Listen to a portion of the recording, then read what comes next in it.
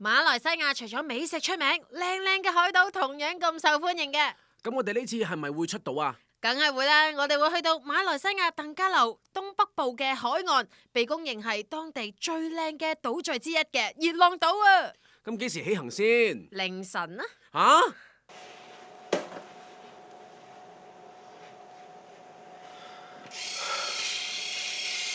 喂，你哋起身未啊？太早起身啦，所以買啲包啦，俾成條褲食。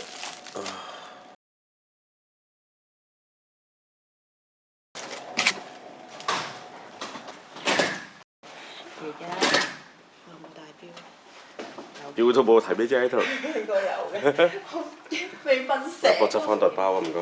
哦好。就起程啦，追咯。係啊，我哋而家咧就起程去熱浪島啦。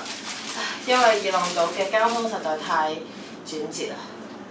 咁轉折都好嘅。點解你可以咁個鐘起咁早起身做？醒咗就醒咗啦嘛。我唔係咁喎，仲係好眼瞓。醒咗就係醒咗啦嘛。好，未介紹完熱浪島，真係介紹啦。有冇介紹？都未參滿就出發啦，冇講錯㗎啦！而家係當地時間3點29分嚇，冇錯人而家天再黑嘅而家出邊。仍然未回魂，但係3點幾還可以上飛機瞓啦，透足精神，仲要幫你做嘢喎。咁快就想上飛機度瞓？哼，太天真啦！我哋就要坐1個鐘嘅車先至可以去到機場㗎。而家就凌晨4點半之後，我哋就去到機場啦。冇錯，喺呢度我哋會轉呢個內陸機，跟住就再坐船入去熱浪島。冇錯，去到嗰個碼頭再坐船。咁我哋幾點鐘機啊？我哋7點鐘機。同我啱啱講一樣。係啦，佢有2班船嘅，一班咧就好早，一班就晏晝嘅啦。咁如果晏晝嗰班就嘥咗日啦。其實我鄧家樓先住1晚，幾一早着入去嘅其實。係啦係啦。咁我哋其實而家都要，其實希望班機唔會易嚟，先至趕到班船。喺吉隆坡每日都有幾班機去鄧加流嘅，咁如果有時間又唔想未天光就出發嘅話，其實都可以考慮喺前一晚先搭中午嘅機出發到鄧加流。行程輕鬆啲之餘，又可以順便遊覽一下當地嘅特色小巷同埋水上清真寺。而家咧就係9點鐘啦，已經係啦，9點幾啦。咁我哋就去到呢個鄧加流洲機場。冇錯，因為頭先有少少 delay 啦，咁所以我哋就搣唔到，本身想搭嗰班船，咁啊，所以咧而家就可能搭下一班啦咁樣。咁但係點都好啦，我哋都係要去到碼頭先嘅，希望一切順利啦，都幾好天啦嗬。哇，瞓！好靚喎，其實呢度你睇下。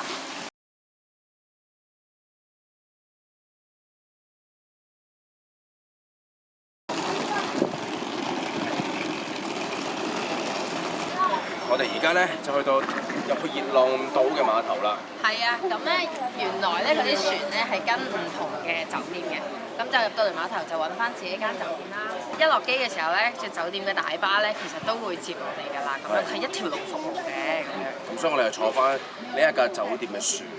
呢個係船飛。好。luggage tag 掛上去你哋嘅行李，唔使寫咩嘅，掛上去啫。我哋揾到要嗰條嘅單邊。OK。Marine Party 嘅海洋公園嘅飛。船幾靚喎，好似。我哋浮潛啦！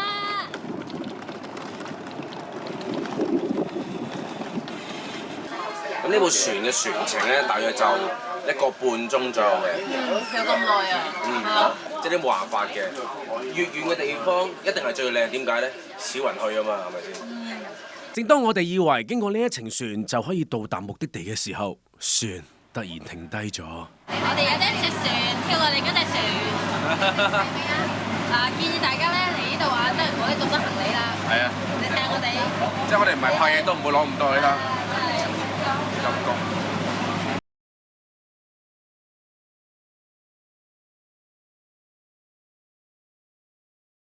呢個就係傳説中嘅熱浪島。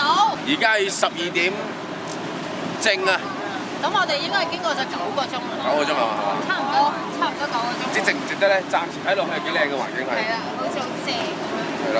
冇乜污染嗰個感覺啊，係嘛？水清沙幼。哇！哇！好多珊瑚啊個地下。我哋一落嚟咧就見到呢啲啦。啲玻璃嚟。我初時以為骨頭，原來係珊瑚啊。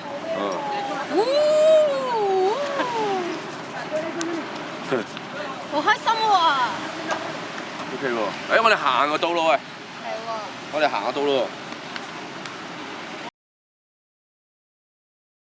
熱浪島係一座心形嘅海島，被稱為海洋之星。佢以清澈見底嘅海水以及白沙灘而聞名。呢度更加被譽為第二個馬爾代夫。每年一到4至8月，咁就會吸引好多遊客嚟到朝聖噶啦。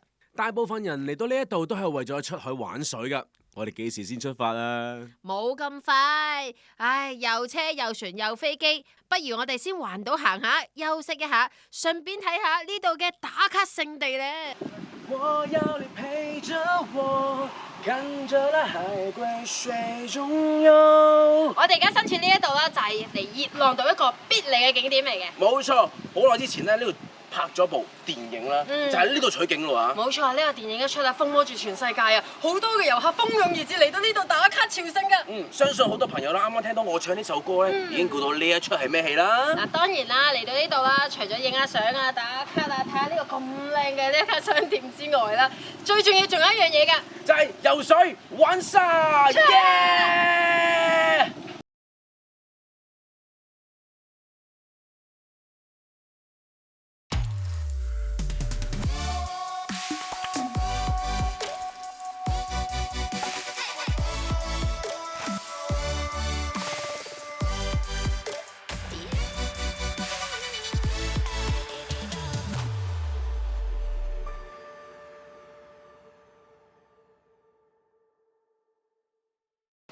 對面的女孩看過來，看過來，看過來，這裏的表演很精彩，請不要假裝不理不睬。